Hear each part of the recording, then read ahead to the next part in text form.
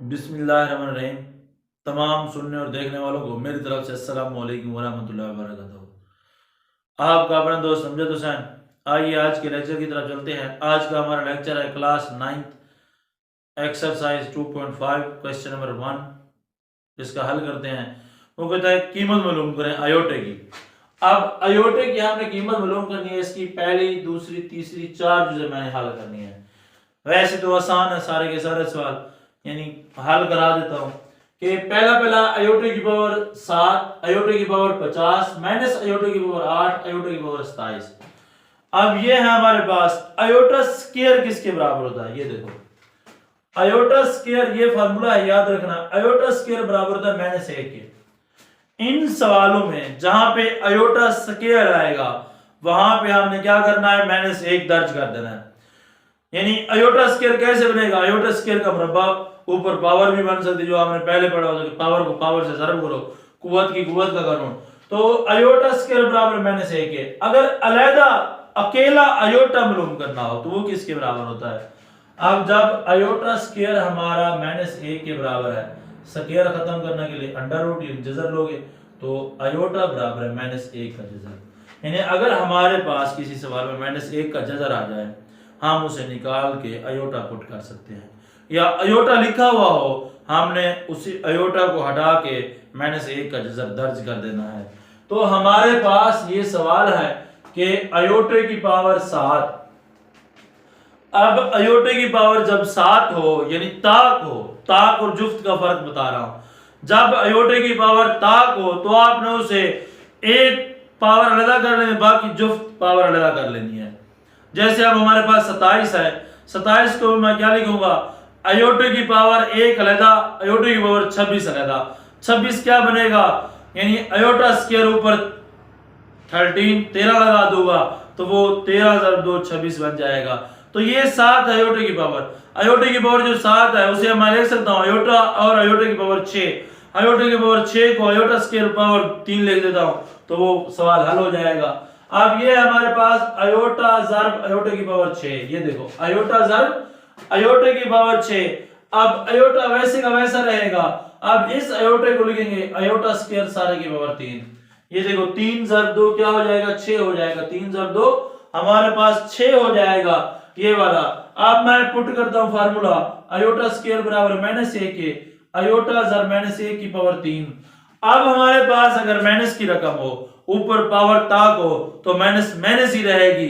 अगर हमारे पास माइनस की रकम हो, ऊपर पावर जुफ्त हो, तो माइनस जमा में चेंज हो जाएगी। अब हमारे पास है कि अयोटा इंटू -1, क्योंकि पावर ताक है तो -1 ही रहेगा। अब -1 को अयोटा से ज़र्ब करो तो माइनस अयोटा, ये इसका जवाब आ जाएगा। फिर देखो इसी सवाल को, अयोटा की पावर 7 थी, अयोटा की पावर 6, अयोटा वैसी के वैसे अयोटा की पावर 6 को अयोटा स्क्वायर पावर 3। अब अयोटा स्क्वायर -1 के बराबर अयोटा ज़र्ब -1 की पावर 3, अयोटा ज़र्ब -1 की पावर 3 है, ताक है तो माइनस ही रहेगा। तो -1 को अयोटा से ज़र्ब करो, माइनस अयोटा ही आएगा। अब इसकी दूसरी जुज़ है हमारे पास अयोटे की पावर 50। ये पहले से जुफ्त बनी हो, इसे ताक नहीं बनानी। अगर ताक पावर हो तो उसे जुफ्त बना सकते हो, जुफ्त पावर को ताक नहीं बनाना। अब जुफ्त है, इसे डायरेक्ट ही हल करो आप लोग। ये देखो अयोटे की पावर 50, मैं लिख सकता हूं इसे अयोटा स्क्वायर सारे की पावर 25। 25 को 2 से ज़र्ब करो, क्या आएगा, 50 आएगा, नहीं आएगा। तो इस अयोटा स्क्वायर की जगह पे मैं कीमत दर्ज कर देता हूं, फार्मूला दर्ज करता हूं। सिंस अयोटा स्क्वायर बराबर -1 के, तो -1 की पावर 25। आप देखो जैसे ये 3 पावर थी वो भी ताक थी। अब 25 -1 को 25 दफा ज़र्ब करने से सवाल लेंथी हो जाएगा, टाइम ज़ाया हो जाएगा। तो ये शॉर्टकट इसका मेथड याद कर लो कि अगर माइनस की रकम है, ऊपर ताकत ताक है, पावर ताक है, तो हमारे पास क्या होगा, वो माइनस ही रहेगा। अगर माइनस की रकम है, ऊपर जो उसकी पावर है वो जुफ्त अदद है, तो माइनस जमा में कन्वर्ट हो जाएगा। अब ये 25 ताक है तो -1 ही इसका जवाब आएगा। अब हमारे पास इसकी तीसरी जुज़ है माइनस अयोटा की पावर 8। अब माइनस अयोटा की पावर 8, अब हमने क्या करना है, इधर इस तरह भी तो लिख सकते हैं -1 ज़र्ब अयोटा की पावर 8। -1 अलग हो गया, अयोटा अलग हो गया सारे की पावर। अब ये -1 की पावर भी 8 ज़र्ब अयोटा की पावर भी 8। अब -1 है, इसकी पावर देखो 8 है, क्या हो जाएगा, क्या हो जाएगा बेटा, ये हो जाएगा -1 की पावर जुफ्त है वो जमा में हो जाएगा, यानी ये 1 बन जाएगा, अयोटा की पावर 8, 1 को अयोटा के साथ पूरा अयोटा ही आएगा, तो 8 को हम लिख सकते हैं 2 की पावर 4, अयोटा स्क्वायर सारे की पावर 4। तो ये देखो सिंस अयोटा स्क्वायर बराबर -1 है, तो ये हो जाएगा -1 की पावर 4, ये 4 जुफ्त है, तो हमने क्या करना है, -1 को जमा 1 बना देना है।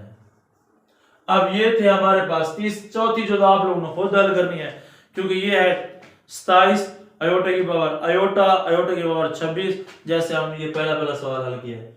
7 की बजाय 27 समझ लो, ये अयोटा की पावर अयोटा अलग, ये 26 बन जाएगा, ये अयोटा वैसे के वैसे इधर अयोटा स्क्वायर इधर 13 बन जाएगा, तो ये अयोटा स्क्वायर ये अयोटा -1 की पावर 13 ताक है, तो माइनस रहेगा, -1 को अयोटा से माइनस अयोटा, ये इसका जवाब आएगा। अब ये हमने 4 जुज इसकी हल कर ली हैं। अब हमारे पास इसकी 2.5 की दूसरी जुज है। दूसरी जुज क्या है, वो ये है कि इसका कॉन्जुगेट मालूम करो, इन सवालों का कॉन्जुगेट मालूम करो। हमारे पास ये क्वेश्चन नंबर 2 है, मुदरजा झैल का कॉन्जुगेट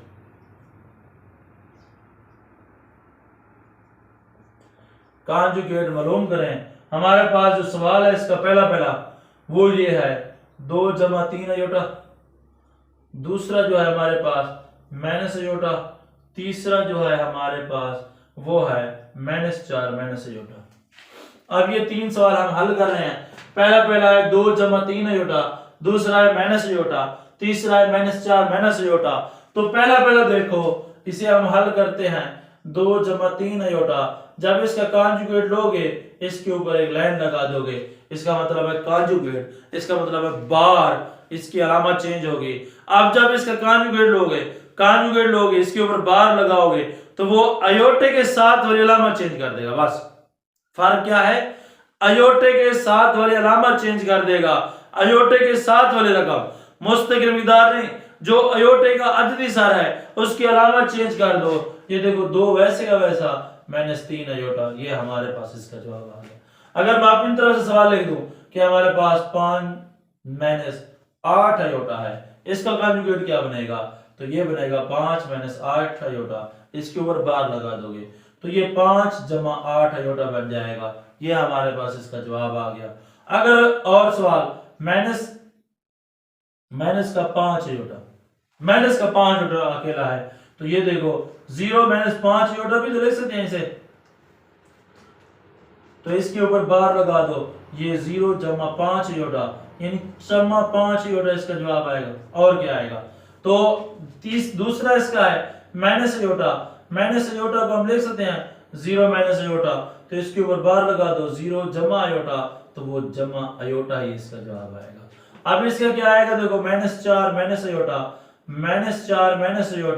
मैंने कहा कि हमारे पास जो अयोटे का अददी सर होगा, अयोटे के साथ वाली जो अलामत होगी वो चेंज होगी। मुस्तकिल मिकदार की जमा की अगर अलामत होगी वो वैसे की वैसी रहेगी, अगर माइनस की अलामत होगी वो भी वैसे की वैसे रहेगी। अब हमारे पास इसमें से -4 वैसे का वैसा, ये जमा अयोटा हो गया।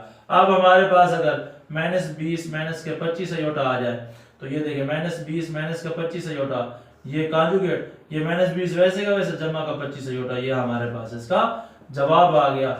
अब ये क्वेश्चन नंबर 2 था। अब क्वेश्चन नंबर 3 है इसका। क्वेश्चन नंबर 3 जो है वो कहता है हमें हर सवाल का इमेजिनरी हिस्सा और हकीकी हिस्सा मालूम करके दें।